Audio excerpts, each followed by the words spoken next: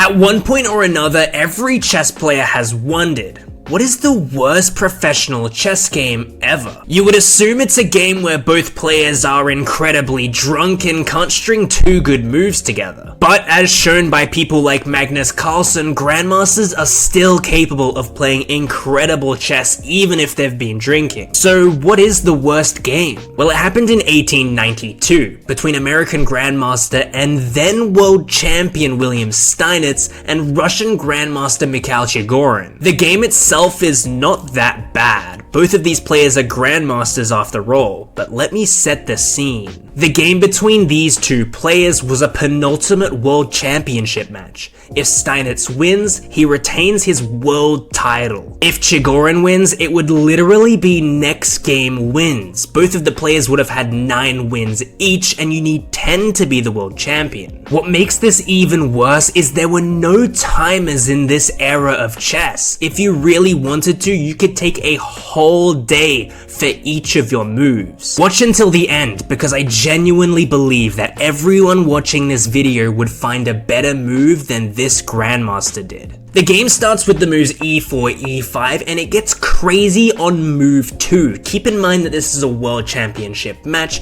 and Chigorin decides to play the King's Gambit. Keep in mind that in this game, Chigorin really needs to win. If he loses, it's all over and he loses the world championship, and if he draws, he gives Steinitz the white pieces in the next game. The King's Gambit was a very popular opening in this era of chess. It's virtually unplayable today at the Grandmaster level, but you can see why 150 years ago it would be really popular. I mean, before engines were invented and before they had really deep theory, you can get to really interesting positions so early on in the game, and this is exactly what's gonna happen. The Gambit was accepted by Steinitz, and you get into this weird position where you have a knight on h5, you've got a pawn on f4, and you've got this weird center from white, and there's already so many complications. And the position is so crazy that William Steinitz, who is the world champion by the way, makes a mistake on move 6, and you just would not see a grandmaster make a mistake on move 6 in a world championship match nowadays. The reason that this is a mistake is because the bishop never really belongs on this diagonal. Of course, this is not worse for black by any means,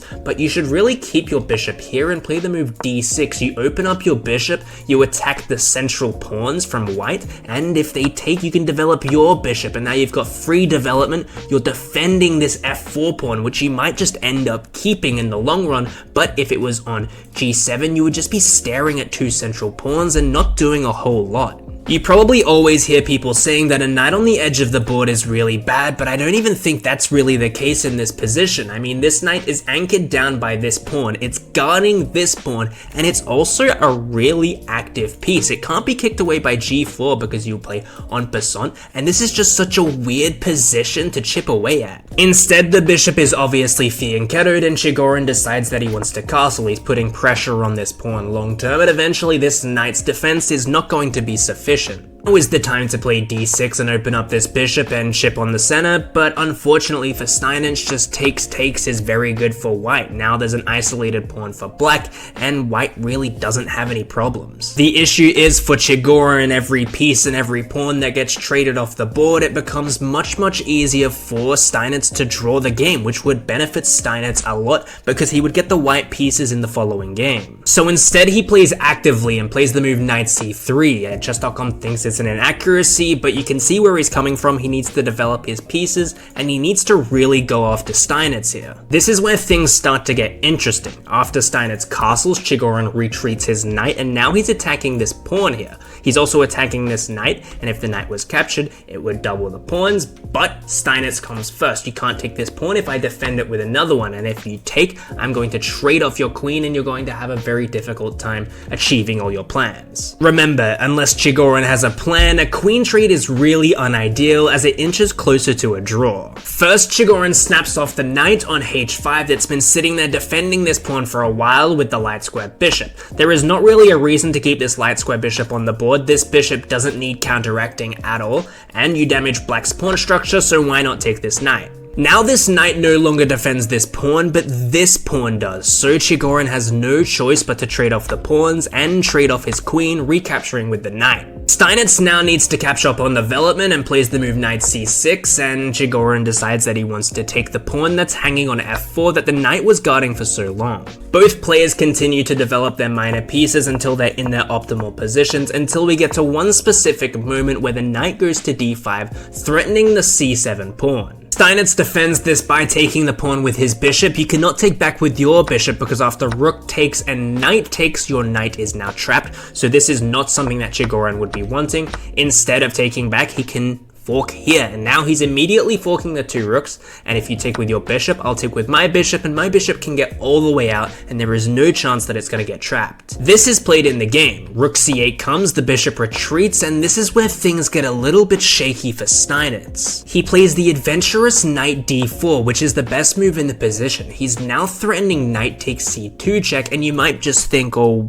why not c3? That seems like a really good move in this position, but the best move is to actually play bishop f2 and allow this pawn to drop. If you take with the rook, obviously we take the knight, and if the knight takes, we just play rook c1 and we're attacking this pawn. If you play a6, we now play a3, and this knight starts to look very trapped. The reason that you don't want to play c3, which is what Chigorin played, is because knight e2 check comes and you have to play king f2, and then things start to get a little bit tricky. Steinitz then follows up with the clever pawn sacrifice h4, and the reason that you don't really want to take this with the white pieces is because if you take, you no longer defend this diagonal, and black can bring this knight up and threaten to bring the rook in on the second rank, and you might just be thinking, okay, well, can't I go here, and now this knight is under attack? Well, now they can play rook c4 and they still threaten it. If you try to trade off rooks, they're going to play knight e2, and after you move your king, they're going to take your bishop, and after you take, the rooks get traded off, and this seems like a very, very easy draw for the black pieces. But Chigorin wants a win. He doesn't want to draw, so he moves his bishop out of danger. This pawn is no longer defended by this bishop, so he thinks that maybe he can win it later. And this is where everything goes wrong for Steinitz. We said that this knight move before was ambitious, attacking this pawn, and it's ambitious because this knight looks awfully trapped. This bishop controls this square, it's defended by the rook right now, but it does look trapped and it doesn't seem like you have an obvious way to save your knight. So Steinitz thinks he has a brilliant idea, but it's a red brilliant because he plays the move knight d4. The idea is after you take, we're going to force this idea of getting the rooks in, and after king g1 we have this, and this looks like a very unpleasant position for the white pieces, but the engine evaluates it as completely winning for white. This is exactly what happens in the game, but the issue is for black that white has an attack too, and if you play rook e1, you cannot trade off like this. This is far too easy for the white pieces. You need to keep those rooks on the board. You didn't sacrifice that piece for nothing.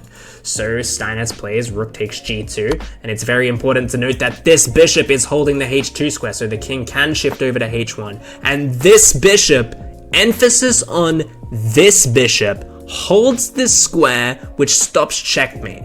If this bishop wasn't here, check, king g1, checkmate. That would be possible. It's at this point where Steinitz kind of realizes that he has nothing. He doesn't even really have a way to go for a draw in this position because this bishop is so strong, defending this pawn. If this bishop was a dark square bishop also, maybe he would have chances, but he just doesn't have a way through in this game. And plays the move king g7. He's bringing his king into the game. He understands maybe that will be the difference maker, and he really doesn't have any other moves that he can make. Chigorin plays aggressively and cuts the king off of the back rank. Now it can only go here and here. It can't retreat backwards at all because the rook covers the squares. The move f5 is now played, but that opens up a move for the knight. Now the knight can come in and check the king, and you'll notice that after the move king f6, we are weaving a mating net, and this rook has decided that it wants more squares, and this king can not go anywhere. The knight holds this square, the pawn and the bishop hold this square, and the rook holds all of these squares, so this black king is in real danger. Steinitz now throws the counterpunch of pinning the knight to the rook, but there's just the simple d5 which can be played, defending this knight. And I mean, what does Steinitz have in this position? It looks so clear that Chigorin will win this and it'll go to one deciding game. He decides that he wants to attack the d5 pawn. There's really, I mean, a million ways that you can continue this game, as Chigorin, you can take this pawn if you really want, sacrifice this one, and you can't really do that because that's a fork. There's just so many ways that you can do it, and I really want to stress this. Maybe you don't know this. You have infinite time in this era of chess. World Championship game, you can play one move, and then you can go home and think about the position. It's not like Ding Liren versus Jan Nepomniachtchi where you only have a few hours to play. You have infinite time. It's like a gentleman's agreement. If you really are struggling with the position, you can just say to the arbiter, okay, this is the move that I want to play. I want to go home. You can literally say that. So he didn't play rook takes b7.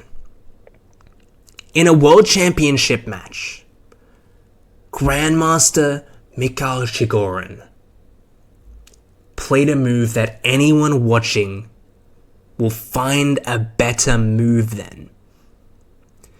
We have this bishop, and we've already established what its job is. If this bishop moves, check here, checkmate. So the Russian Grandmaster decides to move it. Blundering mate in 2 in a world championship tie, and after rook takes h2, he resigns the game. Not only does he lose this game, but he never gets another shot at being a world champion.